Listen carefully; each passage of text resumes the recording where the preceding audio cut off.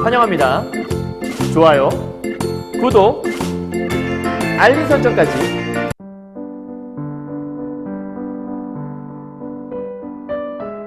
안녕하세요. 경화여고 2학년 학생 여러분, 그리고 전국에서 EBS 전국연합학력평가 올림포스 독서교재로 비문학을 공부하시는 학생 여러분 만나서 반갑습니다. 선생님은 세계 최강 국어쌤 조인수 선생님입니다. 선생님이 오늘 이제 여러분 오늘 다 이제 학교에서 다 귀가하고 오늘 이제 연휴를 앞두고 오늘 이제 수요일인데요.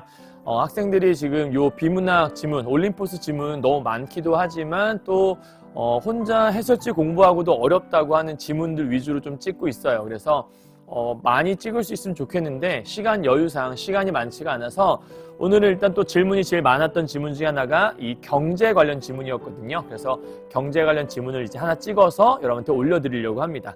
자, 오늘 함께 하게 될 제목은 요거예요.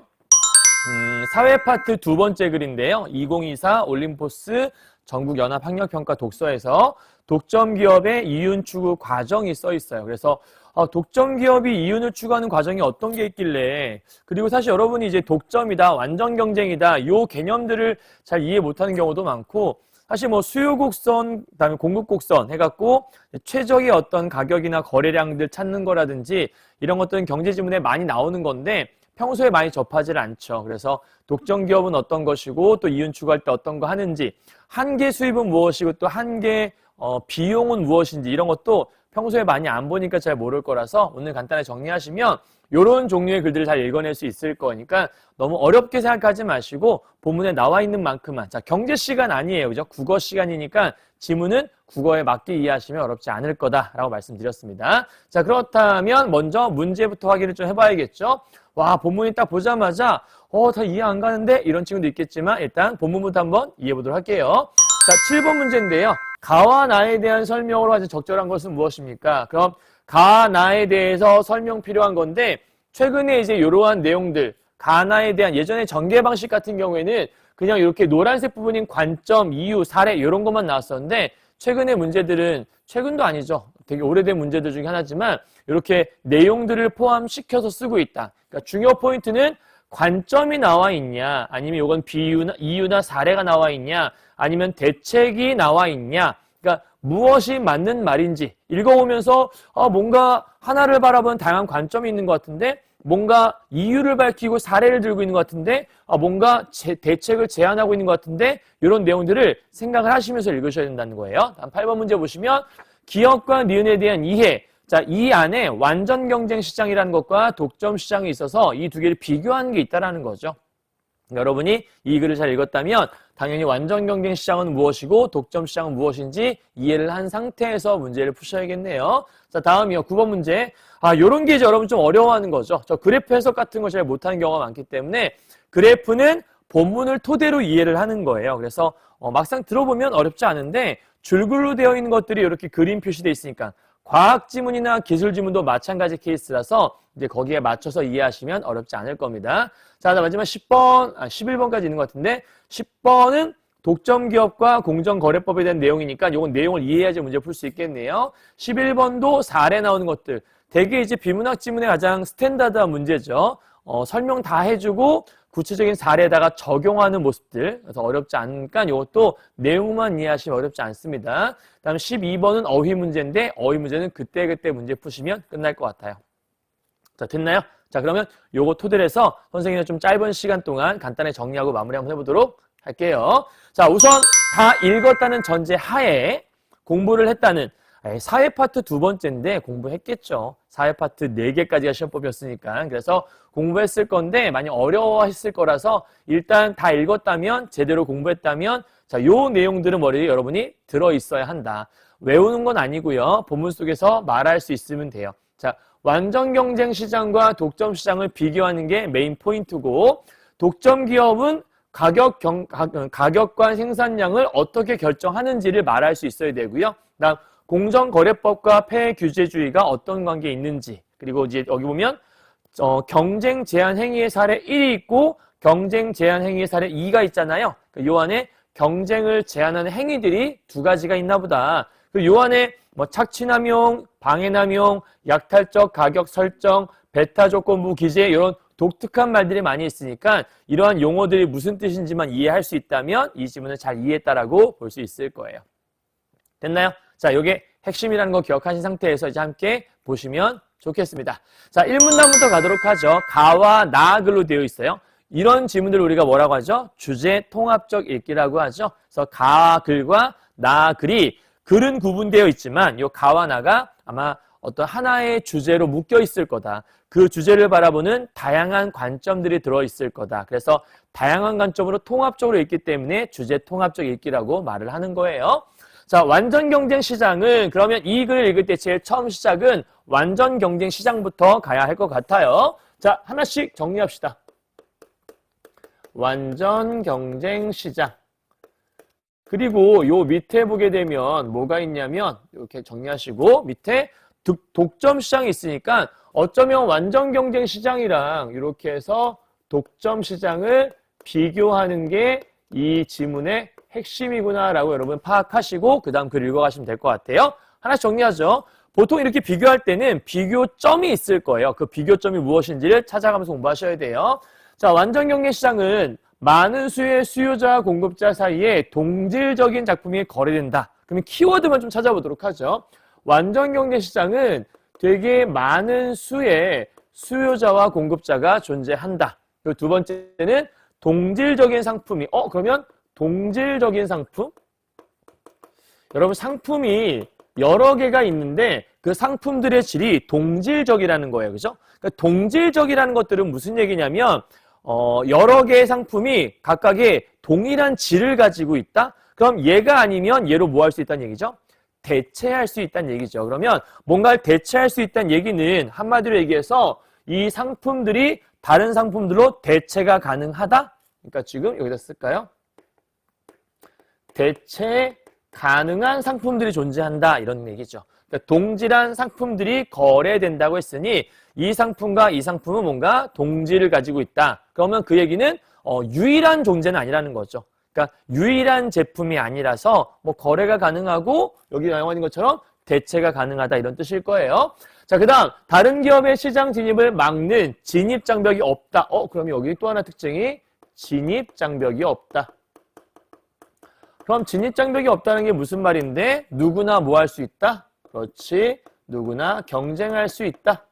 이렇게 정리하시면 될 것 같아요. 자, 여기까지가 뭐에 대한 얘기냐면 완전 경쟁 시장 이야기죠. 자, 그 다음 독점 시장 가보죠. 독점 시장은 비슷한 대체제가 없는 재화.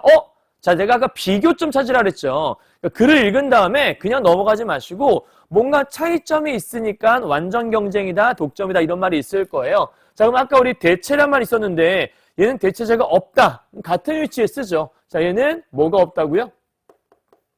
대체제가 없다. 이런 얘기죠. 대체제가 없다는 말은 다른 말로 무슨 얘기냐면 유일 상품이란 뜻이에요. 다른 걸 대체가 불가능하다 이런 뜻이겠죠. 또 하나 재화를 한 기업이 독점적으로 그러면 여긴 많은 수의 공급자나 수요자가 있었지만 여기는 여러 수가 아니라 한 기업만 존재한다. 그렇죠? 그러니까 많은 수가 아니라 한 기업이라는 뜻인 거죠. 그리고 독점적으로 공급한다고 했으니 아까 여기는 독점이 아니라 많은 수가 있었고 여기는 독점하고 있다? 그렇다면 여기는 누구나 경쟁한다는 얘기는 한마디로 경쟁에 뭐가 있다는 얘기죠? 죄송해요. 경쟁에 자유가 있다는 뜻일 거잖아요. 그죠? 그런데 얘는 독점하고 있다? 그럼 뭐가 없구나? 독점? 그러면 경쟁의 자유가 없다는 뜻이겠죠. 그죠? 그러니까 여기서 독점이란 말의 포인트는 뭐냐면 경쟁자체가 없다 이런 얘기일 거예요. 자, 그래서 밑에 보시면 극단적인 시장으로 자원의 희소성이나 기술적 우월성 등으로 그러니까 자원은 희소성 뭔가 뭐 이렇게 되게 많은 게 아니라 희소성이니까 뭐 적은 가치죠. 쉽게 말하면 그러니까 자원은 희소성이 있고 그다음에 기술적인 뭔가 우월성을 갖고 있는 기업이 하나 있는 거예요. 그러니까 그 기업이 기술적 우위에 있기 때문에 다른 것들이 들어오지 못하도록 진입장벽이 존재한다. 아까 얘는 진입장벽이 없었잖아요. 얘는 진입장벽이 있네요. 그죠? 자, 정리하면 나와라. 자, 얘는 진입장벽이 있다. 그럼 여러분 이런 얘기예요. 독점 시장의 특징은 진입장벽이 있는데 얘는 진입장벽이 없어. 그래서 진입장벽이 있기 때문에 한 기업이 독점할 수 있게 돼. 진입장벽이 없으니까 누구나 경쟁이 가능해. 이런 얘기를 갖고 있는 거죠. 자, 그러면 이게 비교가 되는 거죠. 많은 수, 한 기업, 대체 가능해, 얘는 대체 불가해, 진입장벽 없어, 있어, 누구나 경쟁할 수 있어, 경쟁한데도 독점하고 있어. 이렇게 정리하면서 비교하면서 여러분 공부하셔야 돼요. 정리라는 건 이런 걸 얘기하는 거죠. 자, 그래서 여기 있는 1문단의 핵심 포인트 정리하면 완전 경쟁 시장과 독점 시장의 정의가 나와 있고 어떤 시장인지 서로 뭐 하고 있다고요? 비교하고 있는 문제가 나와 있는 거죠. 이해하셨나요? 자, 간단하게 정리했어요. 자, 2문단 가죠. 완전 경쟁 시장에서는 경쟁자가 다수이기 때문에 아까 뭐라 그랬죠? 많은 수라고 얘기했었죠. 그래서 개별 공급자와 수요자가 가격에 영향을 미치기가 어렵다라고 돼 있어요. 그러면 여기 있는 완전 경쟁 시장에서의 특징은 뭐냐? 개별 공급자와 수요자가 가격에 영향을 못 미쳐. 그럼 가격은 누가 결정하는 건데 여기 써 있지만 가격은 시장에서 결정된 가격이라고 나와 있죠. 여기는 가격을 시장이 결정을 하는 거예요. 그럼 기업은 이때 뭘 하는데? 잠깐 이렇게 나눠볼까요? 자, 완전 경쟁 시장은 기업의 역할이 가격을 단순하게 수용하는 가격 수용자의 입장에 있다라고 나와 있어요. 가격을 수용만 하는 거예요. 왜요? 얘네들이 뭔가를 만들어내는 건 아니거든. 가게나 기업, 그러니까 기업이나 아니면 개별 수요자들, 물건을 필요로 하는 이런 개인들이 뭔가 가격을 만드는 게 아니라 시장에서 자유롭게 경쟁을 통해서 만들어지는 게 뭐다? 가격이다. 그러니까 여기 지금 보면 가격은 누가 만드는 거야? 시장이 만드는 거야. 그럼 기업은 뭘 해야 돼? 아, 내가 이만큼에 팔고 싶어. 그래도 못 팔아. 왜? 이걸 이만큼에 팔고 싶다고 내놓아도 어차피 시장에서 계속 경쟁하면서 자연스럽게 가격이 형성이 될 거거든. 왜냐면 사람들이 안 사면 가격을 낮출 수밖에 없을 것이고요. 왜냐면 또 다른 제품이 있으니까. 대체재가 있으면 굳이 이거 살 이유가 없잖아요. 그럼 내가 예를 들어서 연필을 만들어서 나 연필 100만 원에 팔 거야 라고 기업이 내놨다. 근데 옆에 보니까 한 10만 원에도 좋은 연필이 있더라. 그럼 굳이 100만 원짜리 누가 사겠어요? 그러면 안 팔리면 얘네 가격을 낮출 수밖에 없겠죠. 그런 과정, 경쟁 과정을 통해서 자연스럽게 적정한 가격이 형성이 될 거예요. 그러니까 결국은 시장이 자유롭게 결정한다는 거겠죠. 그렇고 시장 가격으로는 얼마든 원하는 물량을 얼마든지 판매할 수 있다. 그렇죠? 얼마든지 가격만 맞출 수 있다면. 자, 가격은 누가 결정하는 건데? 시장이 결정한다는 거죠. 팔릴지는 모르겠지만 판매할 수 있다라는 뜻이에요. 자, 또한 제품을 한 단위 더 판매함으로써 추가로 얻게 되는 한계 수입이라고 되어 있죠. 그럼 한계 수입은 뭐예요? 수입은 수입인데 하나 더 판매해서 얻는 수익을 얘기해요. 그럼 한계 수입이라고 하는 것들은 내가 받게 되는 이익이라고 생각하시면 돼요.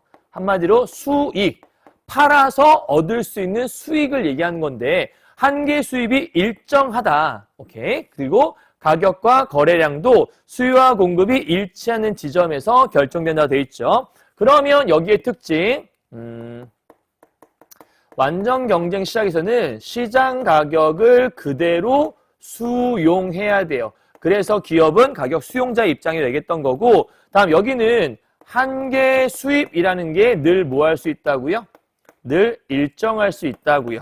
그리고 여기에서의 가장 적절한 가격과 거래량. 그러니까 쉽게 말하면 여기서 가격이라는 것과 거래량이라는 것들을 결정을 해야 되는데 이 가격과 거래량, 쉽게 말하면 얼마의 가격을 매길 것인지 어느 정도 거래할 것인지 이 가격과 거래량을 결정한 것들은 어디서 하게 되는 거냐면 얘는 수요하고 공급이 일치하는 시점.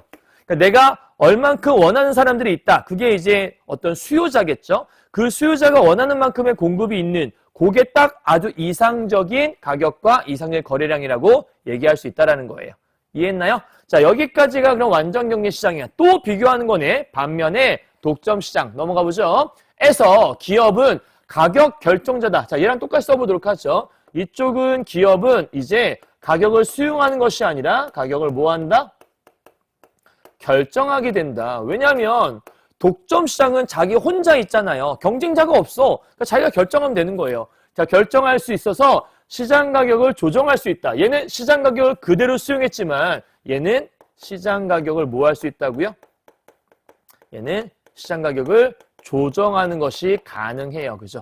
자, 그리고 이를 통해서 이윤을 극대화할 수 있다. 그러니까 이거는 당연히 이윤 극대화가 기업의 목적이니까 그걸 위해서 기업은 더 높은 가격을 받으면서 더 적은 제품, 그쵸? 더 적은 제품 생산해서 더 높은 가격 매기면 많이 팔아서 낮은 가격으로 많이 판 거랑 똑같은 수익을 거두게 될 거 아니에요. 그래서 시장 지배력을 갖고 있는 게 누구다? 여기다. 그럼 이 독점 기업은 뭐 하는 거냐면 일단 가격은 높게 그리고 제품은 적게 적은 제품을 생산하는 거죠. 아니 선생님 많이 생산하면 좋지 않나요? 여러분 그런 게 있죠. 많이 생산하면 그만큼의 생산비가 들잖아요. 그러니까 기업 입장에서는 많이 생산하지 않는 게 생산비를 줄일 수 있는 효과가 될 수 있겠죠. 그죠? 근데 생산비를 줄인 대신에 그럼 적게 팔면 적게 벌 수 있으니까 적게 생산해서 대신 하나의 제품의 가격을 크게 매겨버리면 그만큼의 수익은 또 많이 거둘 수 있겠죠. 이해했나요? 그러니까 이런 거죠. 100개를 생산했는데 하나당 10,000원에 팔았어. 그럼 100만 원을 벌게 되는 거잖아요. 그죠? 100개를 생산해서 한 개에 10,000원씩 했으면 100만 원 벌었다. 근데 그냥 한 개에 100만 원짜리 팔아도 어차피 100만 원 버는 건 똑같은 거잖아요. 그런데 똑같이 100만 원이 생겼는데 아까는 100개 생산했죠. 그럼 100개 생산하는 만큼의 생산 비용이 들 거 아니에요? 근데 뒤에서는 한 개 생산했다고 얘기했으니까 한 개 생산할 때는 생산비가 적게 들 것이고 그러면 똑같이 100만 원 벌었는데 한 개 생산해서 100만 원에 팔아치우면 한 개 생산 비용만 들 거 아니에요. 근데 뭔가 물건 생산하는데 1,000원이 들었다 쳐봐요. 그러면 1,000원 투자해서 100만 원 번 건데 아까 100개 생산했으면 1,000원에 100 곱하면 얼마죠? 10만 원이죠. 10만 원 투자해갖고 100만 원 번 거니까 90만 원밖에 못 번 게 되는 거죠.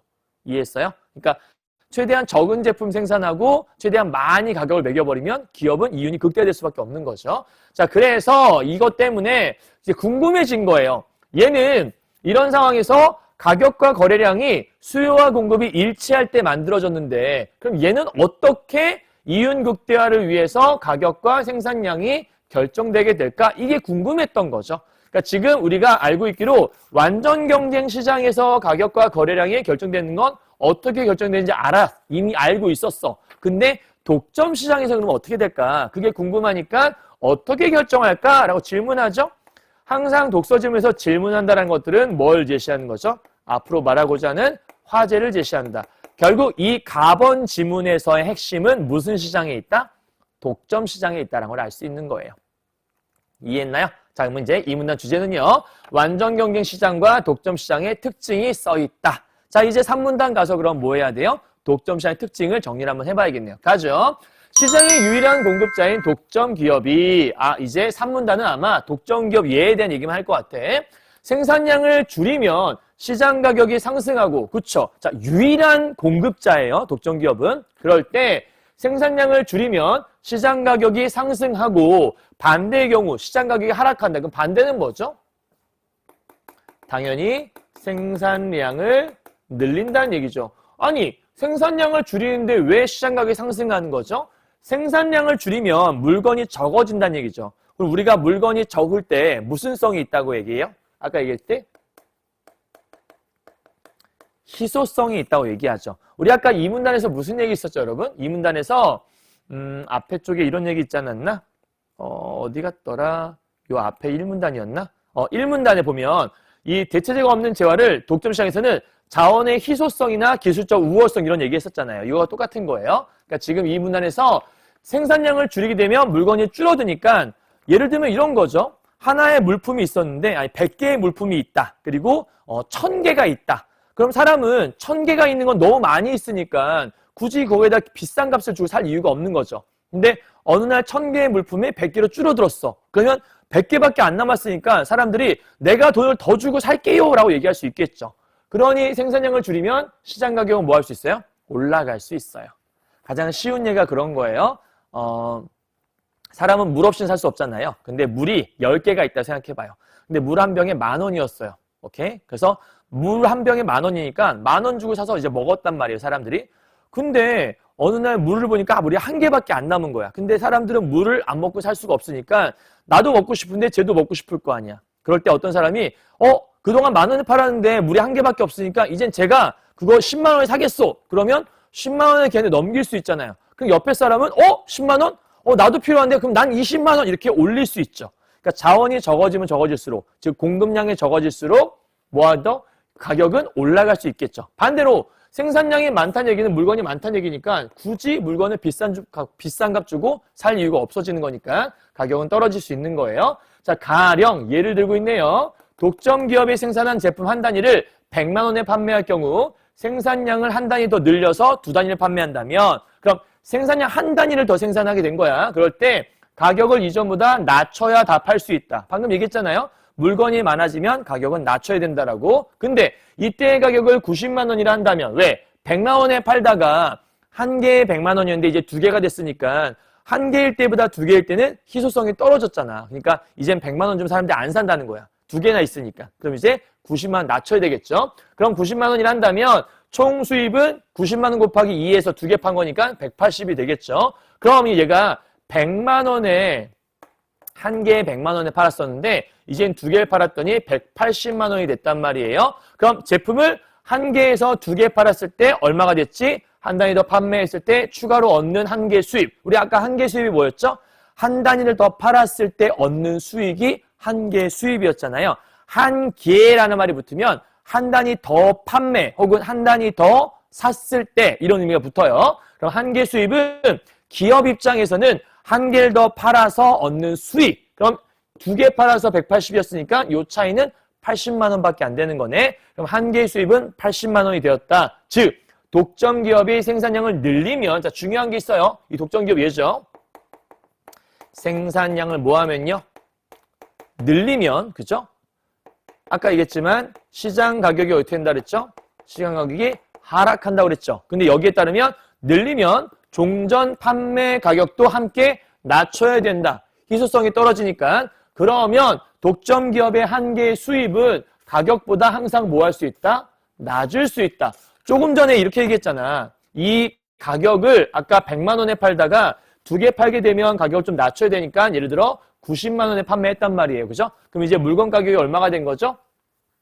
90만 원이 되었죠. 그런데 100만 원에서 두 개 팔았을 때 180 벌었다고 했으니까 한 개 수입이 얼마죠? 한 개 수입은 80만 원이죠. 그리고 기존의 가격은 가격은 얼마죠? 90만 원이죠. 그러면 90보다 80은 낮은 거잖아. 아, 그러면 생산량을 높였을 때 시장 가격은 떨어져. 하지만 이 상황에서 한 개 수입이라고 하는 것들, 즉 한 개 수입, 물건을 한 개 더 팔아서 얻을 수 있는 수익은 항상 뭐보다 낮냐면 시장에서 내가 팔았던 그 가격보다 낮을 수밖에 없다. 이런 얘기를 하고 있는 거예요. 그럼 한 개의 수입이 시장 가격보다 낮다는 얘기는 밑으로 와. 이때 독점 기업은 이윤 극대화를 위해서 한 개의 수입과 더불어서 한 개 비용을 고려한다. 한 개의 수입은 한 개 더 팔아서 얻는 수익이었는데 한 개의 비용은 그럼 뭐겠어? 얘는 한 단위 더 생산할 때 드는 추가적인 비용.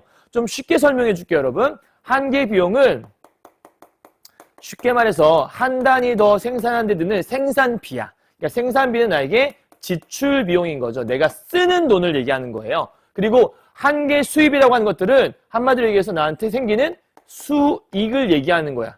그러니까 얘는 지출, 얘는 수익이야. 나는 뭐가 더 좋겠지? 수익이 더 좋겠지. 그래서 밑에 봐봐. 만일 한 개 수입이 한 개 비용보다 높으면 그 얘기 무슨 얘기죠? 내가 수익이 비용, 쓰는 지출보다 많으면 이란 뜻이야. 그러니까 지출한 돈보다 더 많이 벌었다는 뜻이죠. 그러면 더 많이 팔고 싶지 않을까? 왜냐하면 쓴 돈보다 수익이 더 많이 생긴 거니까. 그러면 생산량을 증가시킨다. 당연한 거잖아요. 그죠? 그러니까 독점 기업의 경우에서 지금 현재 한 개 수입이 한 개 비용보다 더 많아. 그러면 수입이 더 많다는 얘기잖아. 내가 이걸 팔아서 얻는 수익이 내가 썼던 비용보다 더 많다는 얘기니까 당연히 이런 상황에서는 뭘 하게 되냐면 생산량을 증가시키게 되겠죠. 그리고 밑에 반대의 경우. 그럼 반대의 경우는 무슨 얘기야? 내가 얻는 수익이 지출보다 적다는 얘기야. 그러니까 예를 들면 100만 원 써서 물건을 만들었더니 내가 얻는 수익은 90밖에 안 돼. 그럼 나 10만 원 손해본 거잖아. 100만 원 써서 90만 원 생겼으니까. 그러면 생산량을 뭐 할 수 있어? 감소해야겠죠. 그러면 똑같은 얘기죠. 이게 만약에 이렇게 반대로 뒤집어지는 거라면 이럴 경우에는 생산량을 뭐 해야 돼요? 당연히 줄여야 정상이죠. 더 안 팔아야지. 왜냐면 팔면 팔수록 나에게 비출 비용만 늘어나는 거니까 나는 손해가 되는 거니까. 그래서 어떻게 하냐? 한 개 수입과 한 개 비용이 일치하는 지점에서 최적 생산량.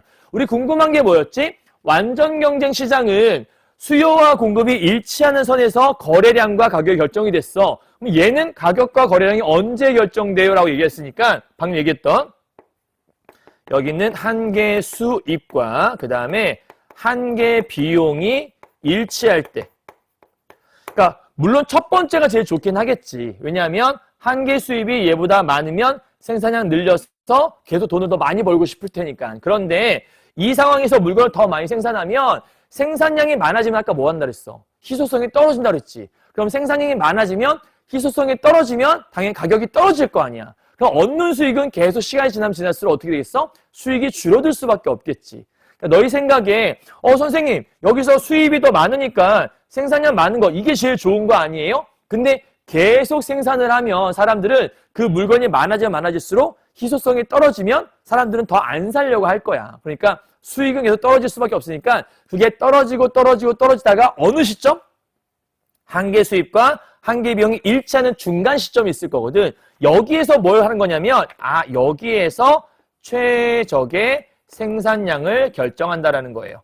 자, 우리가 궁금한 거는 생산량 하나 궁금하고 가격도 궁금하잖아. 이제 가격을 설정해야 돼. 자, 최적 생산량은 얘기했고요. 그러면 정리하죠. 완전 경쟁 시장에서는 수요와 공급이 일치할 때 만들었다면 여기는 한 개 수입과 한 개 비용이 일치할 때 거래량 설정. 두 번째, 이후 독점 기업은 이윤 극대화를 위해서 수요자들의 넘어가요. 최대 지불 용의를 고려해서 그럼 이제 이런 거 있잖아. 수요자들, 사고 싶은 사람들이 내가 이 물건에 대해서 얼마까지 쓸 용의가 있어요? 이런 게 있을 거 아니야. 그러니까 기업 입장에서 물건값을 매길 때 얼마 정도면 사람들이 살까에 대해서 고민을 할 거란 얘기인 거예요.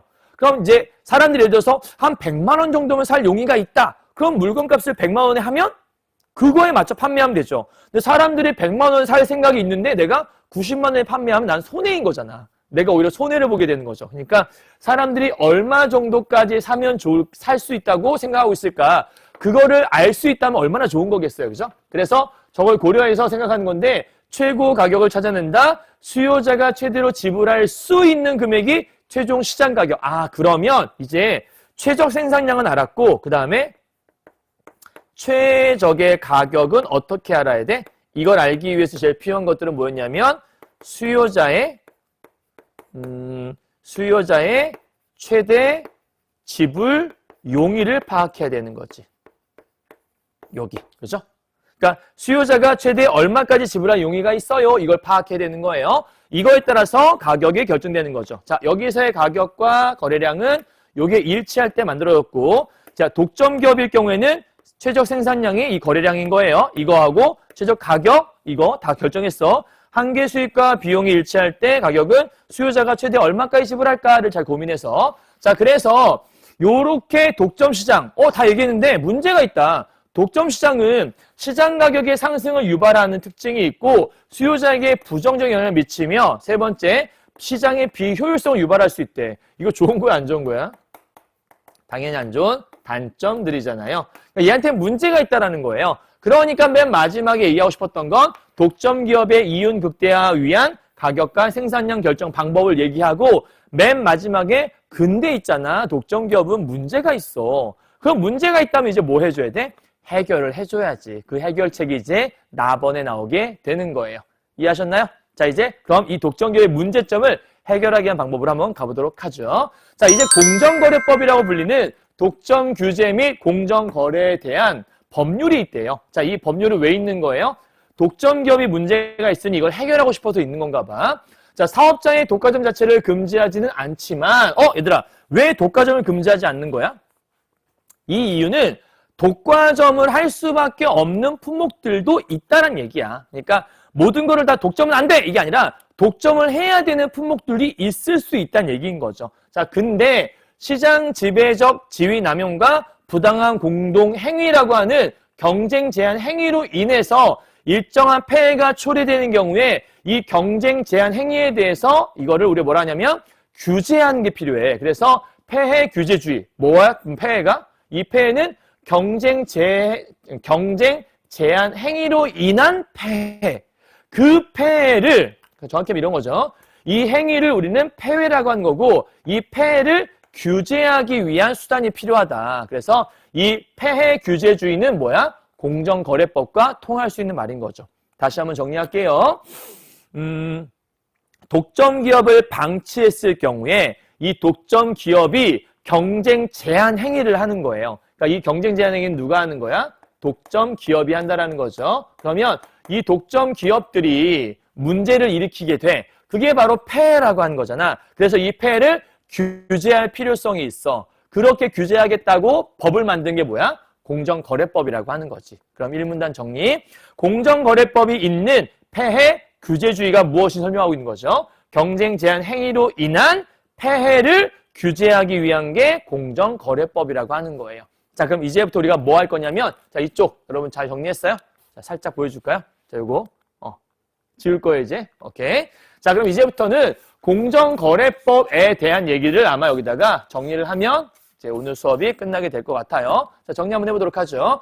자, 어휘 문제 있었구나. 요거 취하다. 폐해 규제주의를 취하다는 뜻인데, 이 취하다라는 것들과 똑같은 뜻이 요건이에요. 그 문제에 대해 강경한 태도를 취했다. 이러한 규제주의라는 태도를 취했다? 이건 강경한 태도를 취했다? 맞는 말인데? 그럼 답은 1번밖에 없다. 이거 당연히 벌써부터 답이 나와버렸네? 오케이. 자, 2번 답 바로 가보죠.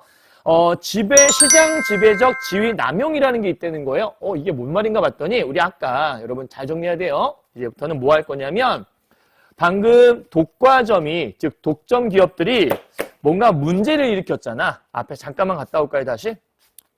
이거 좀 지워야겠다. 좀 깨끗하게 지우고 여기다가 정리해 줄게요. 자, 좀 전에 우리가 뭘 봤냐면 1문단에서 이런 얘기 봤었어요. 경쟁 제한 행위에 두 개가 있었어. 하나는 뭐가 있냐면, 이제부터 여기다 적을게. 독과점들이 했던 경쟁 제한 행위라는 게 있었다. 경쟁 제한 행위. 글씨가 좀 이상하네. 경쟁 제한 행위. 근데 이 대표적인 행위들이 두 가지가 있는데, 하나가 시장 지배적 지위를 남용하는 게 하나 있었고, 두 번째는 부당하게 뭐 하는 거? 부당하게 경쟁을 하는 부당한 경쟁 행위가 있더라. 이렇게 두 가지가 있던 거예요. 요거 하나 있고 요거 하나 있고. 됐죠? 여기까지? 자, 그런 상태에서 요 두 개가 있는데 이 문단 처음 시작에 뭐로 시작하냐면 시장 지배적 지위 남용. 얘로 시작하죠. 그럼 아마 어딘가에 얘가 있을 거예요. 자, 거래 상대방으로부터 독점적 이익을 과도하게 얻어낸 착취 남용이 있대요. 그러니까 지금 시장 지배적 남용도 다시 또 두 개로 이렇게 쪼개지나 봐요. 그래서 하나는 착취 남용이라는 게 존재하는 거고, 또 하나는 방해 남용이라는 게 존재하는 것 같아요. 자, 그리고 이때 착취 남용이란 뭔가 봤더니 독점적 이익을 과도하게 얻어내는 것, 즉 착취 남용은 뭐냐면 과도하게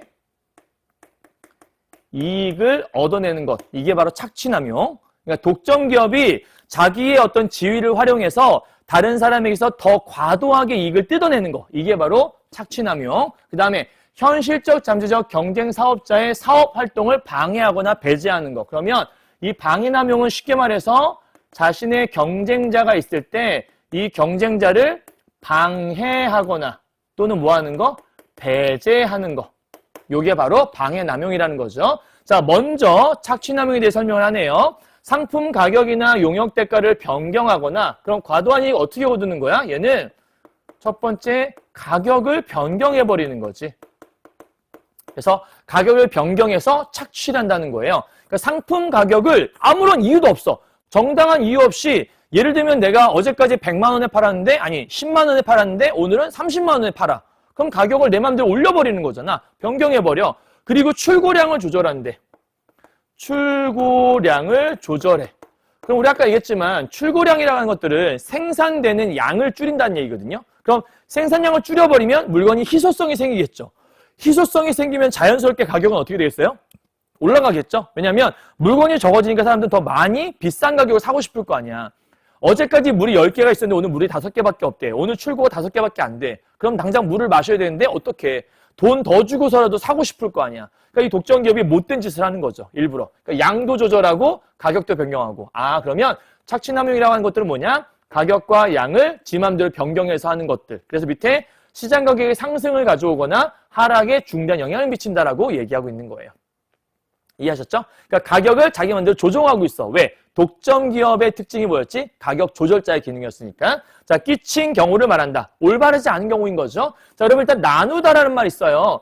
방해 남용을 나누다. 이게 무슨 얘기죠? 나누다라는 것은 굳이 따지자면 해석을 해보면 뭔가로 구분할 수 있다 이런 뜻인데 12번에 2번 보면 나는 그녀와 슬픔을 구분한다? 이때 나누다는 구분하다는 뜻이 아닌 거죠. 그러니까 안 되고요. 그다음 여기 C에 말한다. 이러한 경우를 말한다는 거니까 이때 말한다는 건 뭔가를 나타내 보인다는 뜻인 것 같은데 이런 경우를 말해요. 근데 여기는 나쁘게 말한다. 이건 진짜 텔링 말하는 거잖아. 그치? 이건 언급하는 뜻이니까 얘하고는 어울리지 않겠죠. 자, 이제 마지막이에요.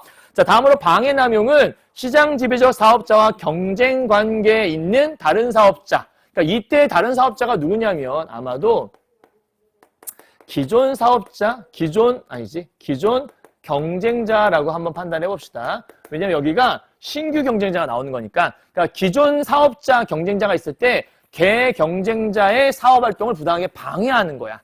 여기 있는 이 방해 남용은 경쟁자를 방해하는 거 방금 얘기했고 신규 경쟁자가 진입하지 못하도록 아예 애당초 싹을 잘라버리는 배제하는 거. 그러니까 기존에 있는 경쟁자는 제대로 하지 못하게 방해를 하고 새로 들어오려고 하면 못 들어오게 배제를 해버리는 게 한다는 거죠. 그래서 이렇게 폐해를 초래하는 것인데 대표적으로 이것도 두 개가 쪼개지나 봐요. 얘도 다시 두 개로 이렇게 쪼개지는 건데 하나는 약탈적 가격 설정이라는 게 있는 거고 그다음에 두 번째는 베타 조건부 거래라는 게 있다라는 거죠.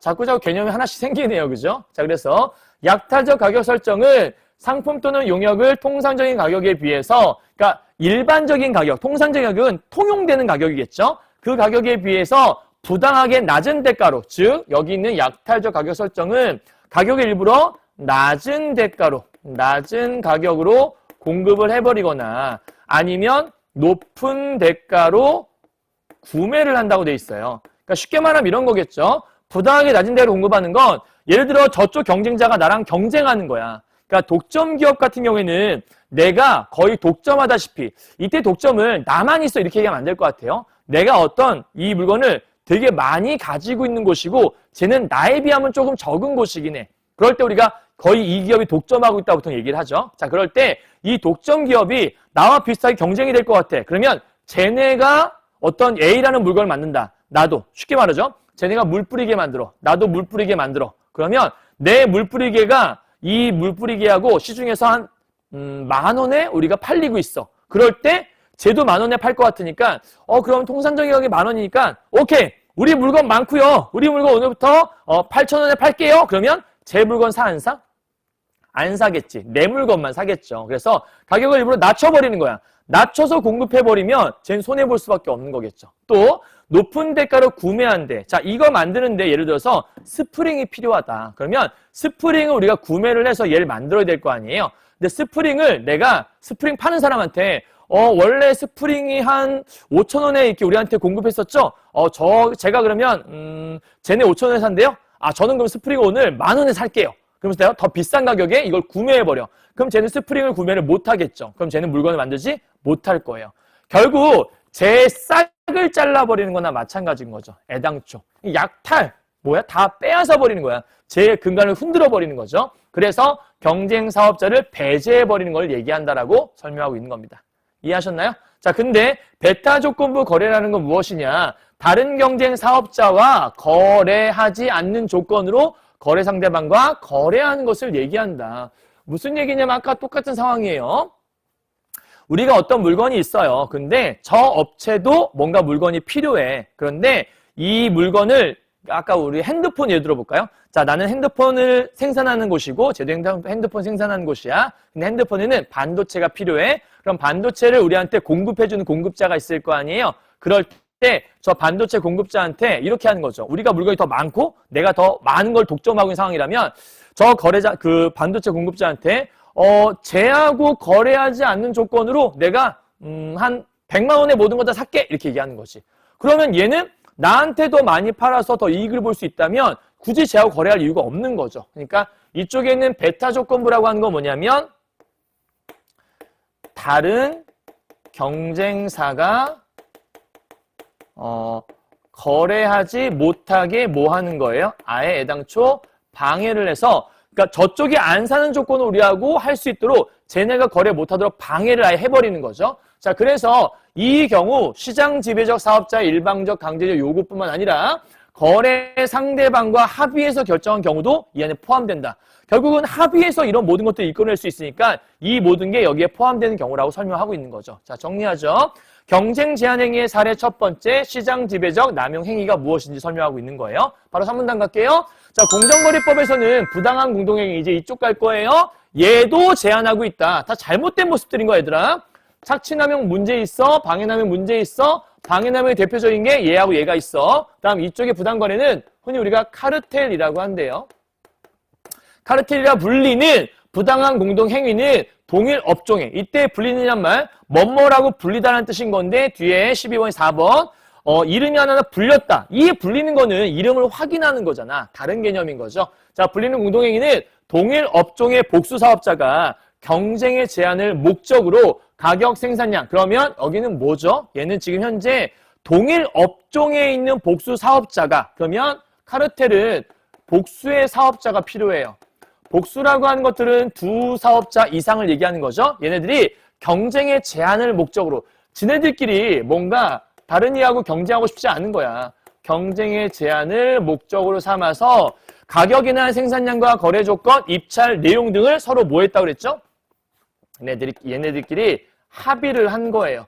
좋게 말해서 합의지, 이 합의는 담합이라고 할 수 있죠. 그래서 합의에서 형성하는 독과점 형태를 말한다. 이때 합의는 명시적 합의뿐만 아니라, 그러니까 대놓고 하는 합의 있죠. 그러니까 뭐 예를 들어서 명시니까 딱 대놓고 명확하게 밝힌 합의도 포함되는 거고, 묵시적 합의, 명확하게 얘기하지 않았지만 숨겨놓고 하는 합의도 포함된다는 뜻인 것 같아요. 그래서 이 합의 속에는 대놓고 하는 명시적 합의 플러스 숨겨놓고 하는 말은 하지 않았지만 은연중에 우리끼리 합의한 묵시적 합의도 다 포함이 된다. 이러한 담합, 그러니까 저 합의를 우리는 담합이라고 하는구나. 이 담합은 사업자 간에 은밀하게 이루어진다. 그쵸? 이러한 카르텔을 대놓고 하는 사람이 어디 있겠어요? 숨겨서 하죠. 그러니까 은밀하게 이루어지는 경향이 많아서 위법성을 입증하기가 굉장히 어려워요. 자, 그래서 미안해요.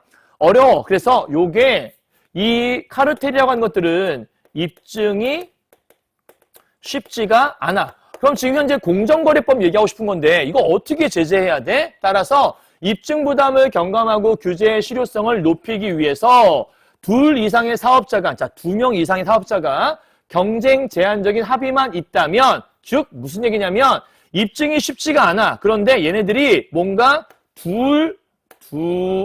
이렇게 하면 안 되겠다.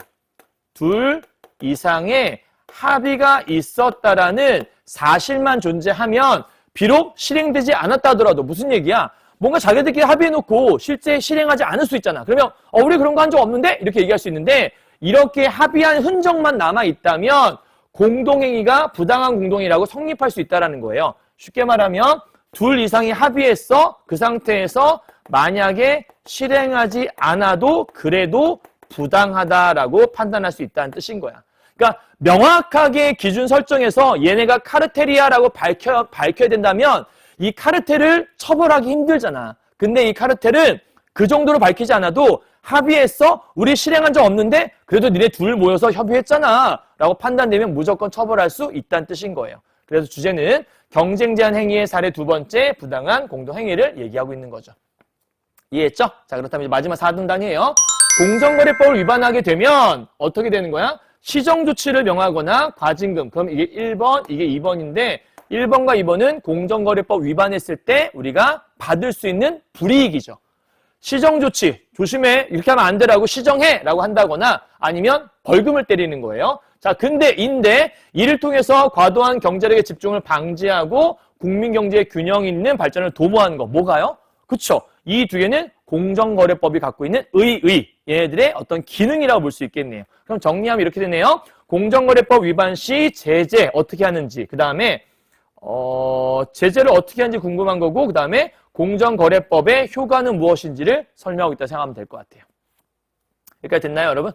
오케이. 자, 이제 다 설명했어요. 이제 최종 정리할 건 이거죠. 정리는 이렇게 하시면 되겠습니다. 가번글의 핵심은 뭐였냐면, 완전 경쟁 시장과 독점 시장이 어떻게 달라를 묻고 있는 거였어요. 그죠? 그러니까 완전 경쟁 시장은 어떤 거였냐면 이런 내용들이 있었고, 그 다음에 독점 시장은 이런 것들이 있었죠. 그래서 정리할 때 그냥 쭉 정리만 하지 마시고 이렇게 비교할 때는 서로 비교를 해줘야 돼요. 많은 수 한 기업, 동질에서 대체제가 있어. 하지만 얘는 유일성이 있기 때문에 대체제가 없어. 그러니까 독점 시장인 거죠. 그리고 진입장벽 없어, 있어. 이런 식으로 정리해야지만 여러분 정확하게 정리했다고 볼 수 있어요. 있나요? 가번은 이런 거고요. 다음 나번은 시장 지배적 지위 남용, 얘하고 부당한 공동 행위를 정리하는 거니까 얘네들도 정리해 본다면 이렇게 정리할 수 있죠. 자, 시장 지배적 지위 남용은 착취 남용과 방해로 구분할 수 있다. 착취 남용은 가격이나 출고량을 조절해서 하는 것들이고, 방해 남용은 기존 경쟁자는 방해하고 신규 경쟁자는 배제하는 건데 얘네들 또한 두 개로 나눠서 설명할 수 있다. 그리고 부당한 공동 행위는 둘 이상이 모여서 카르텔 형성하는 건데 합의를 한다고 했지만 사실은 담합과 똑같은 거다. 얘네들은 명시적인 거, 무시적인 거 다 포함되는 거고 너무 은밀하게 이루어져서 뭔가 위법성 판단하기 힘들지만 그래서 합의가 있다고만 하면 실행 안 해도 처벌할 수 있다. 이렇게 얘기하는 거예요. 이해했죠? 자, 정리 다 했어요. 이거까지 깔끔하게 정리하시고 이제 문제 바로 풀고 넘어갑시다. 자, 1번입니다. 가완화에 대한 설명을 한 적절한 것은 무엇입니까? 라고 물어봤죠. 일단 가번에서는 뭐 얘기했던 거죠? 기본적으로 완전 경쟁 시장이냐 독점 시장이냐 두 개를 뭐 한 거예요? 비교한 거잖아요. 그러니까 시장 구조를 바라보는 다양한 관점. 요 말은 맞을 수도 있을 것 같긴 해요. 이 해답지에 보니까 다양한 관점이라고 이게 아니라고 나와 있던데 어쨌든 두 개의 관점은 여러 개의 관점이니까 다양하다고 생각할 수 있지 않을까? 그런데 나번에 공정거래법에 대한 상반된 관점은 아니에요. 그죠? 공정거래법에 대한 상반이란 것들은 반대 개념이니까 공정거래법을 좋게 보는 거, 나쁘게 보는 거. 근데 다 좋게 보는 관점만 있잖아요. 긍정만 있으니까 안 되겠죠? 2번. 시장에 독점이 필요한 이유, 독점이 필요한 이유 밝힌 적 없어요. 다음 3번이요. 균등한 소득 분배를 위해서 경제학적 대책을 제안하고 있다. 이런 거 한 적 없죠. 4번. 독점 기업의 이윤 추구 방법을 설명하고 있다. 이윤 추구 방법, 뭐 그렇죠. 독점 기업 방법이 어떻게 이윤 추구하고 있는가 설명하고 있죠. 근데 나는 공정거래를 저해하는 행위들을 유형별로 제시하고 있다? 그쵸. 얘가 맞는 거네. 답은 몇 번? 4번인 거네요. 잘 찾아냈네요. 5번은 독점이 시장에 끼치는 부정적 영향에 대해서 설명하고 있죠. 문제가 있다라고 했으니까. 근데 이게 아니죠. 제도의 문제점 설명은 아닌 거니까. 자, 다음 8번이에요. 완전 경쟁 시장과 비교 이해하는 건데 완전 경쟁 시장 가격 수용자. 우리 아까 완전 경쟁 시장은 시장이 가격을 결정하니까 시장 기업은 수용할 수밖에 없었다. 시장에서 형성된 가격으로 판매할 수밖에 없었다. 아까 얘기했던 거죠. 다음 2번이요. 독점 시장은 생산량을 늘려 나가는 과정에서 얻게 되는 한계 수입은 가격보다 낮아진다라고 되어 있네요. 한계 수입은 항상 아까 뭐라 그랬지? 한계 수입은 늘 가격보다 낮을 수밖에 없었다. 아까 100만 원짜리 물건이었는데 이걸 두 개를 팔게 되면 한 개일 때보다 낮춰 팔아야 된다. 그래서 100만 원짜리를 90, 90에 팔았었죠. 그래서 180을 벌었는데 그러면 가격은 90만 원이지만 100에서 180이 됐으니까 한 단위 더 생산해서 얻은 한계 수입은 80만 원이었잖아. 그러니까 80은 90보다 낮았으니까 요에게 맞는 설명인 거죠. 3번이요. 독점 시장에서 독점 기업은 시장의 유일한 공급자다. 그쵸? 독점 시장이니까 유일한 공급자. 만약에 판매량을 늘리려면 가격 낮춰야 돼. 그렇죠. 판매량을 늘리려면 희소성이 떨어지는 거니까 가격을 낮출 수밖에 없는 거니까 맞는 말이겠죠. 4번이요. 완전 경쟁 시장에서는 진입장벽이 존재하지 않아. 우리 아까 완전 경쟁은 누구나 경쟁할 수 있으니까 진입장벽 없다고 얘기했었죠. 근데 독점 시장은 진입장벽이 있어서 시장 진입이 뭐야? 이 말 형성할 수 있나? 니은 독점 시장이 독점 시장에 비해 그쵸? 독점 시장에 비해서는 시장 진입이 자유롭죠. 왜? 진입장벽이 없으니까. 아까 했던 말이네. 그죠? 5번. 완전 경쟁 시장에서는 많은 수의 공급자 있죠. 존재하죠. 그리고 독점 시장보다 기업이 시장을 지배하는 힘이 크다. 완전 경쟁 시장에는 얘가 있는 건 맞는데 그렇다고 해서 얘가 독점 시장보다 지배하는 힘이 크다? 아니죠. 시장을 기업이 지배하는 힘은 독점 시장이 더 큰 거죠. 그러니까 5번은 적절하지 않네요. 그죠? 오케이. 다음에 이제 9번 문제. 요거 좀 여러분 어려웠을 텐데 이 문제 잘 해결해야 돼요. 보세요. 독점 기업 상태예요. 그죠? 그리고 독점 기업에서 지금 가격과 생산량 결정하는 거죠. 우리 아까 알기로 잠깐 넘어갈게요. 가격과 생산량은 독점 기업에서 어떻게 했냐면 가격 결정한 것들은 아까 요거였죠. 수요자가 최대 지불 용의 요거를 고려해서 가격을 아까 만들었죠. 그 다음에 생산량 언제 했죠? 한계 수입과 뭐가 일치할 때? 한계 비용이 일치되는 시점에서 최대 거래량을 만들어냈죠, 아까. 그쵸? 그러니까 요거 함께 하는 것들 잘 볼까? 일단 한계 수입 곡선이 요거네요. 그 다음에 한계 비용이 요거네. 그럼 한계 비용과 한계 수입이 교차되는 요 지점에서 생산량. 그쵸? 그러니까 지금 Q1이 당연히 최적의 생산량이라고 얘기할 수 있을 거예요. 그죠? 여기까지 이해했죠? 다음 두 번째. 최대 지불 용의가 수요곡선이라고 얘기했어. 그러면 이 최적 생산량에서 최대로 올라가 봐. 어디까지 지불할 수 있다 사람들은? 요 수요곡선. 수요곡선이 이게 지불 용의를 드러낸다고 얘기했으니까 지불 용의가 만나는 시점 여기죠. 이렇게 올라와서 얘죠. 그러니까 여기 시점에서 요 가격. 얘가 바로 지금 뭐인 거예요? 최고의 가격. 정확히 말하면 최적의 가격이라고 얘기할 수 있겠죠. 그러니까 이 기업체에서 야 이만큼이 최적 생산량인데 여기에서 이 수요자들이 요만큼까지 지불하겠다는데 오케이 저기서 결정하면 되겠다. 그럼 결국은 이 가격은 아마 P2에서 결정이 될 것이고 생산량은 Q1에서 결정이 될 거예요. 요걸 해석해 내야지만 문제를 풀 수 있는 거죠. 1번 갈게요. 자, 값은 이윤을 최대로, 이윤 극대화죠. 극대화하기 위해서 최적 생산량 수준을 한계 수익 곡선과 한계 비용 곡선이 교차하는 지점인 Q1으로 결정할 것이다. 당연히 맞는 말이지. 그게 아까 Q1이니까 2번 바로 가죠. 자, 값의 생산량을 Q1에서 Q2로 늘렸어. 자, 최적 생산량에서 늘렸다는 얘기야. 생산량을 늘리면 많아지는 거니까 물건이 가격을 떨어뜨려야 된다고 얘기했잖아. 가격을 P2에서 P1으로 낮춰 공급하더라도 독점으로 얻고 있던 이윤이 유지될 거래. 그러니까 이익이 남을 거란 얘기잖아. 얘들아 봐. 가격이 P1으로 낮춰졌대. P1은 지금 여기잖아요. 근데 P1이 뭐죠? 한계 비용 곡선이라고 얘기했어요. 한계 비용 곡선이 뭐죠? 한 개를 생산할 때, 하나 더 생산할 때 드는 무슨 비? 생산비를 얘기하는 거잖아. 그치?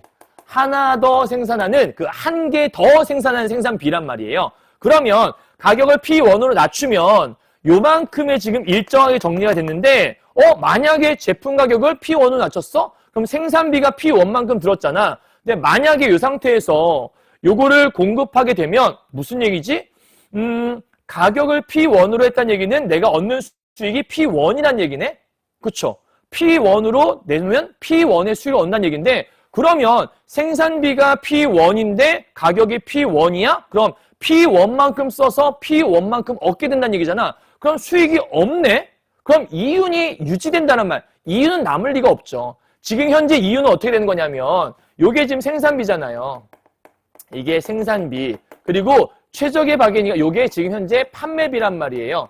그럼 그동안 요만큼 판매해서 이만큼 생산했던 거 요만큼이 지금 현재 이익으로 남았던 거죠. 여기서 이거 뺀 만큼 얘가 그동안 얻어왔던 이익인 건데 이 이익이 있던 걸 만약에 여기에 판매하지 않고 이제 P1으로 여기로 이제 만약에 얘로 판매비를 만들게 됐다면 이 판매비에 따르면 생산비가 일치하게 되는 거니까 수익이 남아요? 안 남아요? 안 남죠. 판매하면 수익이 안 남는 거니까 유지되는 것이 아니라 수익이 없어진다고 해야 정상인 거죠.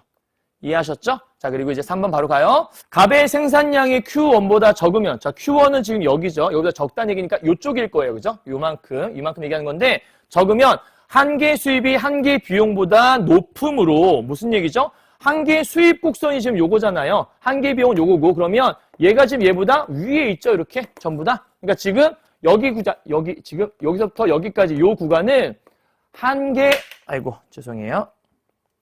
여기는 한계 수입만 쓸게요. 수입이 뭐냐? 비용보다 지금 많은 구간인 거예요. 그렇죠? 자, 여기는 지금 어떻게 되는 거죠? 한계 비용이 여기인 건데 수입이 여기 있잖아요. 얘가 얘보다 지금 비용이 위에 있는 거니까 여기서부터 지금 여기까지의 구간 있죠? 요 구간은 현재 수입이 비용보다 적은 거죠. 비용이 더 많이 드는 거예요. 그럼 정리하면 여러분 이런 거였죠.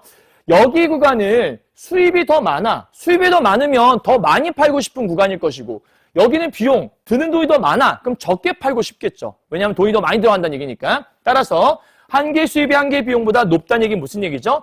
수익이 쓴 돈보다 높아. 그죠? 그러면 이윤을 높이려면 생산량을 Q1 수준까지. 자, 여기가 최적이라고 그랬으니까 여기서 이렇게 지금 줄여가는 것들, 그렇게까지 증가시켜야 할 것이다. 그래서 여기서부터 지금 점점 와서 여기까지 오게 되면 가장 최적의 생산량이 간다는 얘기니까 틀린 말 아니라고 볼 수 있겠죠. 자, 갑의 생산량이 Q1이고, 자, Q1 지금 여기에요. 여기고, 공급할 제품의 가격이 P2라면, 제품 여기 P2, 여기 있죠. 요거라면, 제품 판매할 때 얻게 되는 단위당 이윤은 P2에서 P1. 아까 얘기했지만, 여기서 뺀 것이 바로 이익이라고 얘기했으니까 맞는 말이라고 볼 수 있겠네요. 마지막 5번 문제예요. 갑은 이윤 극대화를 위해서 수요자의 최대 지불 용의 수준을 고려해서 제품의 최종 시장 가격을 P2로 결정할 것이다. 아까 P2가 최종 가격이라고 얘기했으니까 맞는 말이라고 볼 수 있겠죠. 됐죠? 자, 그 다음 문제예요. 10번 문제. 자, 독점 기업이 제품의 가격을 한 개의 비용보다 A로 설정했다고 돼 있어. 이게 무슨 말인지 잘 고민해보자. 독점 기업에서 가격을 한 개 비용, 얘들아 한 개 비용은 쓴 돈이라고 얘기했잖아. 물건 하나 더 생산하는 데 든 비용이니까 물건 생산하는 데 든 생산비를 얘기하는 거죠. 그러니까 생산비보다 당연히 뭘 더 높게 설정하겠어요. 설정하는 것도 당연히 가격을 한 개 비용보다 높게 설정하고 싶겠죠. 왜? 더 많이 팔고 싶을 거니까. 아니, 더 수익을 많이 내고 싶을 거니까. 그러니까 요거는 가격은 한마디로 내가 얻게 될 수익을 얘기하는 거고 비용은 내가 지출할 돈을 얘기하는 거니까 당연히 얘를 얘보다 높게 설정하고 싶을 거니까 A에 들어갈 거는 높게란 말이 맞는 거겠죠? 근데 이렇게 하면 한 개의 비용보다 지불료가 낮아. 저만큼 지불할 생각이 없어. 그럼 수요자들은 당연히 이거를 많이 하겠어? 아니지. 당연히 적게 소비하겠죠. 소비가 감소할 수밖에 없는 거죠. 그러면 이해 공정거래법에서는 시장 진입 제한을 막고 기업 간의 경쟁을 뭐하기 위해서? 그렇지. 촉진하기 위해서 이런 걸 한다라고 써있는 건 답은 당연히 1번밖에 없다라는 건 확인할 수 있을 거예요. 자, 11번 문제입니다. 자, 나를 바탕으로 보기를 이해한 내용으로 적절하지 않은 거. 이제 마지막 문제예요. 자, 사례 1인데요. 반도체를 구매하지 않겠다는 약속의 대가. 뭐 한 거죠? 담합한 거예요. 그러니까 지금 상호 합의를 거쳐서 담합을 했다는 뜻인 거니까 이 사례 1은 아까 얘기했던 아니구나. 이거구나. 경쟁 업체 B사의 반도체를 구매하지 않겠다는 약속이니까 여기네. 요거. 베타 조건부. 그러니까 저거 안 한다는 조건으로 거래해 줄게요. 이거니까 이 부분은 베타 조건부 거래라고 얘기할 수 있겠다. 그죠? 그래서 과징금 부과한 거예요. 다음 사례 2. 얘는 묵시적으로 합의했다. 우리 아까 합의란 말 나왔던 건 담합의 내용이었으니까 담합했는데 얘네가 입찰 예정 금액보다 높은 금액을 입찰 가격으로, 그러니까 담합해놓고 그거보다 높은 가격으로 내놓은 거야. 왜? 더 수익을 많이 거두려고. 그러면 담합했는데 실제 시행하지 않은, 그러니까 요거는 실제로 시행하지는 않은 부분이라고 얘기할 수 있겠네. 그치? 그래도 아까 뭐 할 수 있었지? 처벌할 수 있었죠. 자, 문제만 풀고 마무리할게요. 1번. 사례 1에서는 공정거래위원회는 A사가 시장 지배적 지위 남용을 통해, 이거 아까 뭐였지? A가? 사례 1이 뭐였지? 요게 이거였잖아. 이거 뭐죠? 시장 지배적 지위 남용에 해당되는 거니까 이 말은 틀린 말 아니라고 볼 수 있겠죠? 부당하게 거래 배제했다는 걸 얘기할 수 있는 거예요. 왜냐하면 사례 1은 이거고 이걸 쭉 올라가면 얘인 거니까 맞는 말. 다음 2번이요. 사례 1에서 얘네가 상호 합의에 의해서 방해 남용인 베타 조건부 거래가 발생했다. 베타 조건부 거래 아까 얘기했던 거네요. 그죠? 이거 안 하는 조건으로 해줄게. 이런 거였으니까 3번. 사례 2에서 명시적인 형태가 아니라 묵시적 형태. 아까 묵시적 합의도 해당된다고 얘기했었으니까 틀린 말 아니라 볼 수 있겠죠. 다음 4번이요. 담합을 약속하고도 실제 입찰에서 실행하지 않았어. 그럼 없던 걸 해줄 수 있다. 우리 아까 뭐라 했지? 실제 실행하지 않아도 없던 게 아니라 처벌할 수 있다라고 얘기했잖아. 그러니까 이건 답이 4번이 되는 거죠. 이해했나요? 오케이. 자, 여기까지 정리 다 했고요. 이제 12번 아까 어휘 문제는 1번 답 했으니까 여기까지 정리하면 끝난 것 같아요. 끝. 다 했어요. 자, 지금 선생님이 조금 바쁘게 정리했었는데 이 문제가 여러분이 제일 어려워했던, 그리고 질문도 제일 많아서 사실은 몇 번 들어도 수업 때 한 번 듣고 혹은 강의 한 번 듣는 것만 해결이 안 될 수 있어요. 그러니까 이 강의들은 적어도 학교 시험에 내는 지문들이 나온다면 최대한 여러분이 이 지문을 완벽하게 이해를 하고 문제를 풀지 않으면 사실 여러분 불안할 수밖에 없거든요. 그래서 오늘 했던 거 독점 시장과 완전 경제 시장을 비교한 내용도 있었고 그 독점 시장을 어떻게 규제할 것인가에 대한 공정거래법 얘기 있었으니까 이것들을 잘 정리하셔서 여러분 걸로 다 씹어 드시는 게 가장 중요한 시험 공부라고 얘기할 수 있겠습니다. 아시겠죠? 이번 연휴 아직 많이 있으니까 남은 시간 공부할 시간 있어요. 최대한 다해서 공부해 주시면 좋겠습니다. 여러분 수고하셨고요. 자, 독점이니까 뭐 어떻게 하면 될까? 내 거 이렇게. 네, 이렇게 하면 될 것 같아요. 자, 고생하셨고 다음 시간에 다른 강의도 뵙겠습니다. 여러분 수고하셨습니다. 안녕.